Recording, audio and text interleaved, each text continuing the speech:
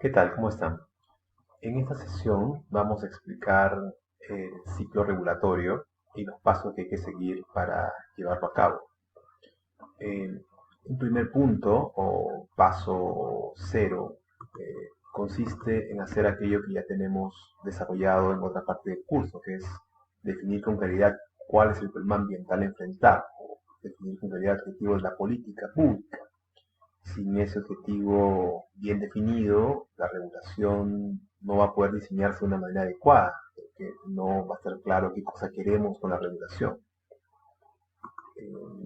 El paso uno, es además el elemento que nos va a permitir identificar las alternativas de acción, tienen que ver con qué cambios sociales en las conductas de las personas queremos modificar o qué tendencias de cambio de conducta queremos alterar. Y estos cambios son aquellos precisamente que están vinculados con las causas del problema. Ya hemos visto en otro momento del curso que estas conductas pueden estar referidas a factores que presionan directamente sobre el estado del ambiente, pero también sobre fuerzas motrices que están ubicados un paso más atrás en el proceso que impacta en el ambiente. Y también hemos visto que estas conductas, estas situaciones de riesgo tienen que estar sometidas a un análisis que nos impida pues caer en la tentación de simplemente reaccionar o sobre reaccionar a partir de sesgos. Y, y finalmente, como también hemos visto ya en la clase anterior, es muy importante una justificación de la acción pública, una justificación de la regulación. Y además de los elementos que ya vimos en la clase anterior sobre evitar externalidades, defender bienes públicos y otros temas que ya desarrollamos, es también interesante reconocer que la regulación cambia en los países en virtud del modelo de Estado que tienen. Hay estados más liberales, tienen pues unas regulaciones más ligeras. Estados que más bien se enfocan dentro de la idea de una economía social de mercado, pues tendrán regulaciones más importantes. Es decir, el tipo de Estado también define los alcances y posibilidades de la regulación. El paso 2 ya implica entrar al diseño específico de la regulación. Y aquí pues hay modelos que han ido cambiando, también eso lo hemos visto inicialmente en la clase anterior. Digamos, el comando y control con la regulación directa ha sido históricamente un modelo muy exitoso y tiene pues una inercia detrás que lleva a que se sigue utilizando con mucha fuerza en muchos países. Y un nuevo modelo de regulación no abandonan este conjunto de instrumentos de regulación directa, sino que los combinan con una estructura más compleja. Es decir, el diseño de regulación se ha vuelto más pluralista, ¿no? Y esto implica también tomar en cuenta las posibilidades de acción de los mercados y la sociedad civil. Y para eso se requiere pues mirar con mucho detalle las capacidades realmente existentes en el Estado, señalando cuáles de esas capacidades requieren ser mejoradas o transformadas. También identificar la red de instituciones con competencia ambiental o vinculado a los temas que queremos regular. Y es muy importante para una buena regulación, si es que en particular esta se orienta a atender a las necesidades de un sector económico, comprender a fondo dichos sectores y su funcionamiento. Además, más allá de que tengamos una reglamentación y unos instrumentos siendo utilizados, se requieren también mecanismos que permitan medir la aplicación efectiva de dichos instrumentos. Eh, una herramienta que permite evaluar tanto antes como durante una regulación es lo que se conoce como el análisis de la calidad regulatoria. Y este cuenta con varios principios, cuatro, que deberían ser revisados, ¿no?, antes de emitir una nueva regulación. Un principio que además es muy importante desde el punto de vista jurídico es el principio de legalidad. Es decir, la regulación tiene que ser consistente con los marcos de competencia y con las restricciones que la establece la Constitución y las leyes. Entonces, este es un nivel de revisión básico, formal, de legalidad. Lo segundo es algo que ya hemos visto en el punto anterior, que tiene que ver con asegurarse de que hay una necesidad de regulación, que resuelve un problema ambiental específico, que atiende un objetivo de política ambiental y que es, en todo caso, una opción disponible frente a otras que no lo están o que tienen un menor costo o un menor impacto.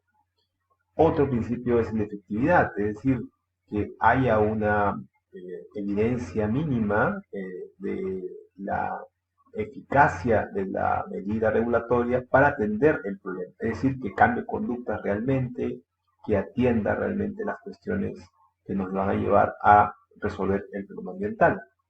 Y finalmente un principio de proporcionalidad, porque tiene que existir dentro del análisis una, una mirada balanceada de los costos que implica para la sociedad en su conjunto la aplicación de regulación versus los beneficios que esto genera.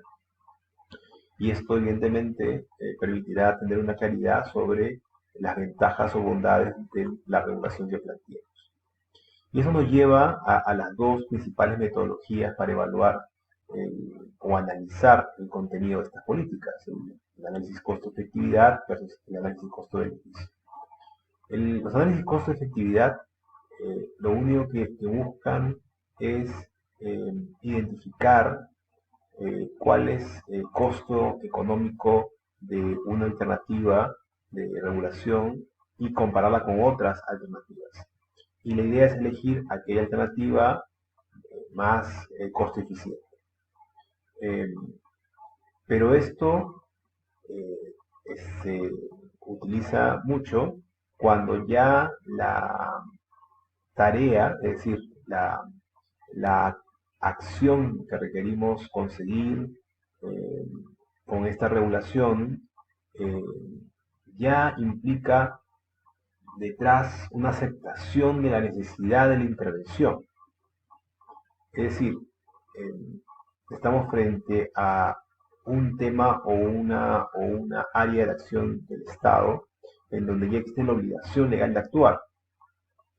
Por ejemplo, para protección, garantías de derechos fundamentales. Entonces ya el Estado está obligado a actuar. Entonces no está en discusión si debe o no regular, sino la discusión es cuál es el mecanismo o la vía más costo eficiente para hacerlo. En cambio, en análisis costo-beneficio sí se evalúa la situación de la regulación comparándolo con pues, los beneficios de otras alternativas, pero también pues tiene que haber un nivel de beneficio que supere los costos de la regulación.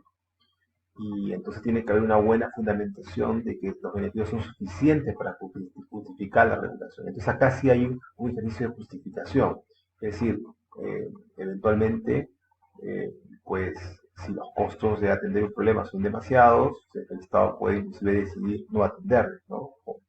O que en la medida que considera que la regulación termina siendo más costosa que la posible solución al problema. Entonces ya hemos identificado todos los instrumentos que vamos a utilizar, ahora toca implementar dichos instrumentos. Y como ocurre en el derecho ambiental, eso suele ser gradual. No es una regulación de golpe, sino que implica una incorporación progresiva de las obligaciones nuevas a las tareas de las empresas o de los administrados. Y lo cual también implica un proceso de adecuación, ¿no? Para cumplir con las nuevas reglas. Identificar capacidades que faltan en la empresa o en el actor que necesita pues, cambiar para poder cubrir esas necesidades. Y desde luego también implica informar a la gente, publicitar la acción regulatoria para que todos los actores involucrados sepan de qué va la regulación. Y todo esto no se puede sostener sin recursos, por lo tanto tiene que haber una transferencia de los mismos para garantizar la debida aplicación de la regulación. Y finalmente, el paso 4 es el paso de monitoreo y evaluación. Y aquí hay varios niveles de evaluación. Primero, identificar si se logró el objetivo de la política pública, ¿no? Es decir, si efectivamente el problema que queríamos resolver, ¿no? Y que expresamos frente a él un objetivo de política ambiental, qué tanto nos acercamos a la situación que queríamos corregir. Eh, Ese es, digamos, el objetivo final de análisis. Pero más atrás se encuentra el análisis sobre las conductas que se cambiaron o no se cambiaron. Entonces, eso lo que mide es los cambios conductuales, ¿no?, originados por la regulación.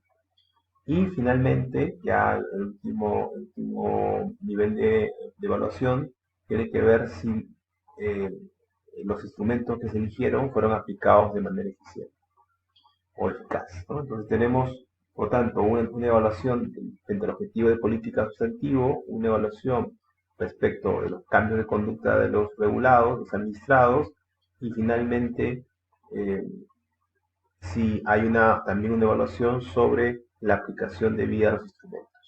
Pues todos esos elementos en conjunto constituyen las herramientas de monitoreo y evaluación. De manera transversal a todo el proceso está las cuestiones de consulta, de información, la transparencia del proceso. Porque como ustedes pueden ver, en toda la etapa del proceso hay riesgos o situaciones críticas que podrían llevar a una mala decisión en la regulación.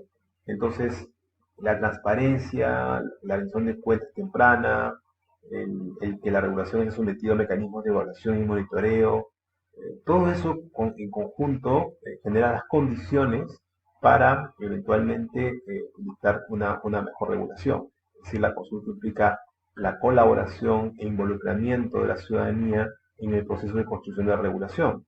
Y su presencia sin duda es altamente importante porque de esa manera aumentan las posibilidades de un buen diseño regulatorio. Y bueno, hasta ahí nos quedamos en esta sesión y ya en la clase ampliaremos varios de los conceptos que ahora hemos resumido en este video. Nos vemos en la siguiente sesión.